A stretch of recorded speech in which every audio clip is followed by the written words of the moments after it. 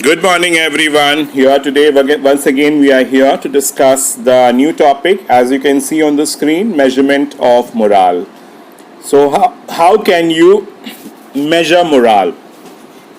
As you all know, morale is intangible, subjective concept, cannot be measured directly, cannot be measured directly.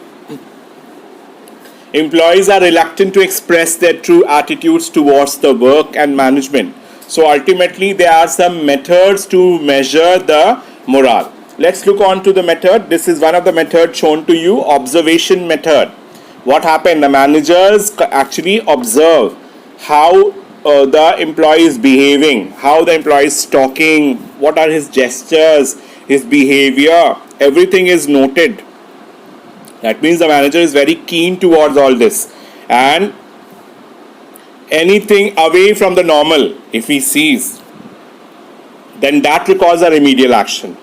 According to Theo Hyman, the supervisor is in the best position to measure and observe the morale of his subordinate from day to day behavior. That is very important because the subordinates start behaving differently. The employees start behaving differently, and if he is observed, then you can come to know that his morale is low or high. The serious shortcomings of the observation as a yardstick for measuring current morale is that activities and events indicate a change to a lowered morale. Right? Actually, before damage, or if you see some the seniors or who are these people, supervisors, actually they can prevent the damage because they can observe the employee right from day one. They can understand how the employee is behaving, what is happening, how is the employee reacting to a situation. All these things have to be considered. Have I made myself clear? Okay. Now see the second slide, the second method, attitude or morale survey. That means you are going to do the survey of an employee's morale and his attitudes. This method is generally used to discover the feelings of employees towards their job, their superiors, the company, because how they are behaving towards the company, how they are taking the job, how things are going on. Do you know what? How the employee is reacting basically. In this, we have different method. For attitude morale survey method, we have two things. Attitude survey are done on the basis of two methods, which is not shown on the screen, but still you can write it down. Pen down that same thing in your register. Yeah, students, kindly pen down the two attitude or moral survey method. In that you write down, the first one is interview method, second one is a questionnaire method. So under the interview method, what happened? A face-to-face talk with the employees is arranged. You come and speak to us, and from there the interviewer keep asking you, and they can judge you how you, as per your feeling, your opinion, as per the employee's feeling and opinion, you can judge whether his morale is high or low. Second method is a questionnaire method. As I told you, a questionnaire is prepared. It has a list of questions given, and the employees are supposed to fill it. So, okay, they are asked to tick the right answers, obviously because they are not very much educated, so you can give them MCQ sort of a thing. It's less time consuming and more economical. So these two methods we can see are there. Third is, you can see here according on the screen, company records and reports. So as per the employee is behaving according to his records, according to the reports of the department, about his labor turnover, about his absenteeism, about his grievances, about his spoiled work, how many work he has spoiled, what all thing he has done, about the strikes he has taken. They are all good indicators of low morale. All these things indicate that his morale is low. Have I made myself clear? Okay. Now today will be moving to another slide, another topic, factors influencing morale. That means, what are the different factors which influence morale? That means, what are the different factors which will influence morale? Point number one, nature of work. Nature of work. As you can see on the slide, that means what type of work you have been given. Meaningful work, satisfying job, All this will improve the morale of an employee. All this thing will act as a benefit for the employee. Morale tends to be low when the job provides no challenge and satisfaction. Understood? So meaningful and satisfying job helps to improve employees' morale. In such a job, each member of a group understand clearly how his specific task contribute to the attainment of the group goals, because each and every member should understand. So for that, I'll be giving them meaningful and satisfying job. This will help to influence the morale. Point number 2, on the screen you see working condition. That means even the physical work, the environment I'm talking about, the physical setup, physical work environment, the job security, the wages given to them, other factors along with that. When wages are fair, job is secure, and there are opportunities for promotion, job satisfaction and morale will be naturally high. So you have to be giving your employees fair wages, you have to be giving them job security. Then not only job security, you also have to give them opportunities for growth and promotion.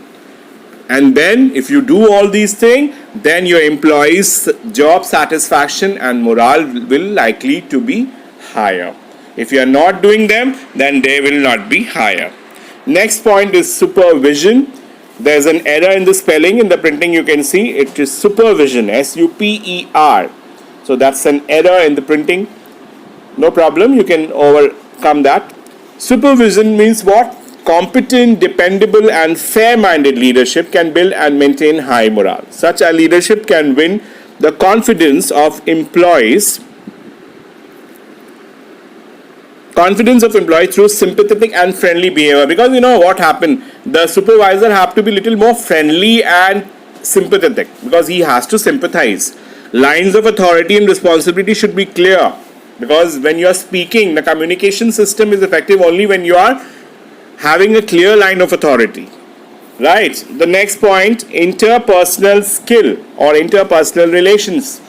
The confidence of an employee in fellow employees influences morale. So what happened when a worker is confident that his co-workers are loyal to him and will provide advice and assistance whenever necessary, his morale is likely to be high. Understood? The next point number 5, management policies. Obviously, management policies should be such that what management policies I'm talking about? Promotion policy, transfer policy, all these are the management policies. They are actually the effector of morale. They also affect morale. So they also have an effect on morale. Company's image in the employee's mind also influences morale. The attitude and practice of manager in their dealings with workers affect morale. That means how they are dealing with the workers, the managers dealing with the workers also affects the morale of a worker. The last factor you see, the personal factors, which includes the age, the education, occupation level, family life. All this determine his morale. Some research studies have indicated that young, higher educated and low status employees tend to have lower morale, whereas an employee self-concept, habit, family relation, exercise are significant influence on the morale. So this is very important. The personal factors have to be taken care, because the young people don't have a higher morale. So normally their morale is lower at that time. So I can tell you for the personal factors, you can write down age, education, occupation level, family life, all these determines the morale of an employee. So we have got this as a factors influencing morale. We have seen how these 6 factors influences the morale. In the next slide, we'll be doing what are the different determinants of morale. I'll be giving you that. Plus, I'll be doing with you some morale depressant and morale stimulant factors, which we will be doing in the next slide. So that's all for today.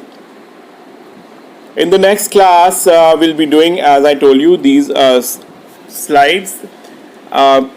Question answers, of course, yes, have to be completed. Along with this slide, again, I'm giving you the assignments, complete them.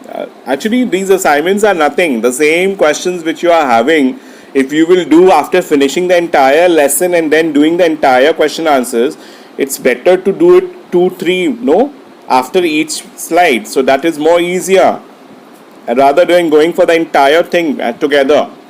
So it's only, you don't have to again do the same thing again in the register. Once you are doing it, do it properly. And all these lessons, once again I'm telling you, will not be taught to you. Whatever we are teaching now is taught on that lesson, because there are 22 lessons in this book, in this subject. Can't teach everything once again. So take everything very seriously. Start viewing. Everyone should view the files. Everyone should understand the efforts of the teachers. Right? This is the online studies should be taken seriously. Have I made myself clear? Have you understood what I want to say? Take online studies seriously. If you are not taking it seriously, you are the sufferer. So kindly do everything, because this pandemic will take lots of time. So I think the studies should go on like this. So for that we have to be serious. Anyway, complete the question answers. Thank you.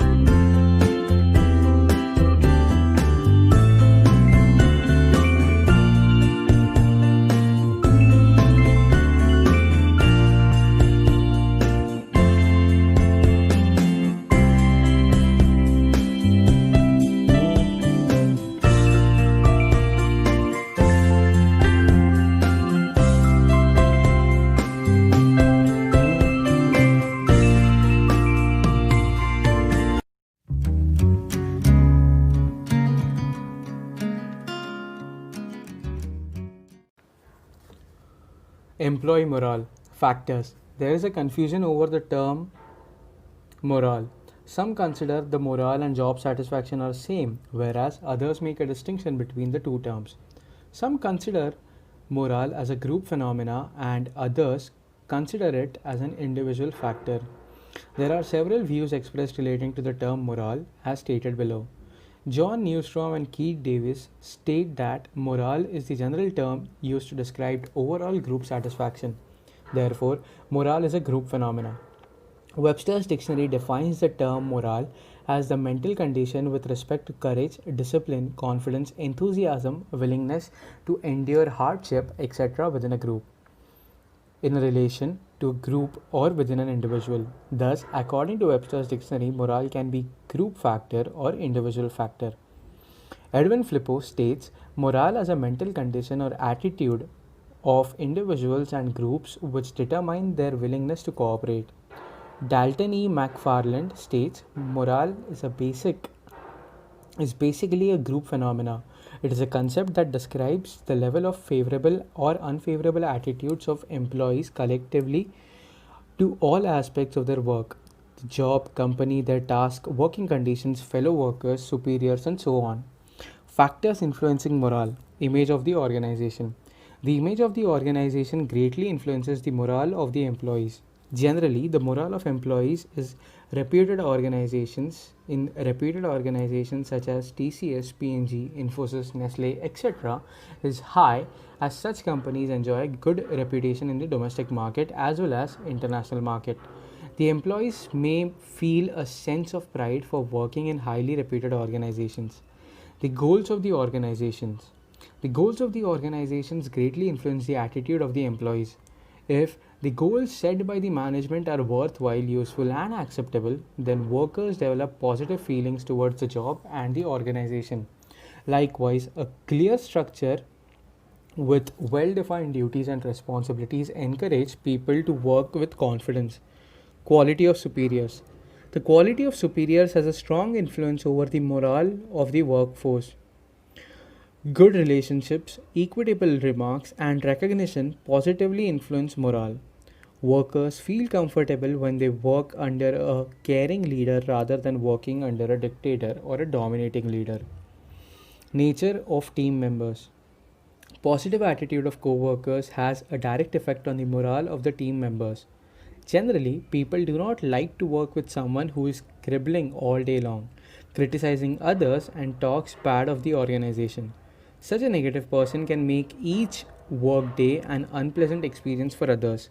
He can cause co workers to think negatively, and even if they don't, such an attitude is certainly not a morale booster. Rewards and recognition. Equity in rewards goes a long way in boosting morale of the employees. Deserving employees needs to be rewarded and recognized. The management must encourage higher performance with high rewards as compared to slow performers. Rewards and recognition develops a sense of commitment and dedication on the part of employees. Working conditions. Most people prefer to work in good working conditions. The morale of the employees is generally high when the management provides them good working conditions, which include proper lighting, good ventilations, proper sanitation facilities, etc. Wages and salaries. The employees must be paid proper salaries and wages to boost their morale. The management must revise the salaries and wages as per the agreement with the workers' representatives. While fixing salaries, the management must consider factors such as cost of living, company's ability to pay, capabilities of the employee, competing rates in the industry, etc. Workers' participation in management. Workers' participation in management decision helps to develop morale of the employees. Workers' participation in management can be done in the following ways: formation of quality circles, setting up of works committee, inviting suggestions from employees, etc. Nature of job. Dull, monotonous, and repetitive work adversely affects employees' morale. However, employees' morale may be high when they are asked to do interesting and challenging work. The management should work overload and work under load situations, because such situations lead to stress on the employees, and the resultant stress adversely affects morale of the employees. Personnel policies. The management must adopt fair and effective personnel policies to boost the morale of the employees. The personnel policies are in respect of recruitment and selection, placement and training, performance appraisal, promotion and transfers, career development, compensation of the employees, etc. Structural support. Morale can take a beating when a company reshuffles and employees are laid off or shifted to new teams. When internal reorganizing occurs, morale may dip due to increased workload, adjusting to new co-workers, conflicts, etc. During the reorganizing time, it's important to provide support for employees. At times, workers may require counseling to overcome the problem layoff survivor sickness. Layoff survivor sickness takes place when downsizing takes place. Some employees lose their job and others survive or remain employed. The surviving employees suffer from layoff survivor sickness as they have feeling of anger, distress, guilt, and uncertainty. They are simultaneously glad to have a job and guilty that their workmates are displaced. External influences. At times, external influences adversely affect the morale of the employees. For instance, when the company's image gets adversely affected due to personal matters of the top managers, insider trading in the company's shares by some directors or managers, fraud or tax evasion, or for some other reason the morale of the employees gets affected. Other factors positively influencing morale: open communication, effective utilization of talents and not wasting talents of competent people, systematic work design, including job enrichment and job enlargement, good working hours, good welfare facilities such as canteen, crèche, recreation, restrooms, etc., delegation of authority, etc.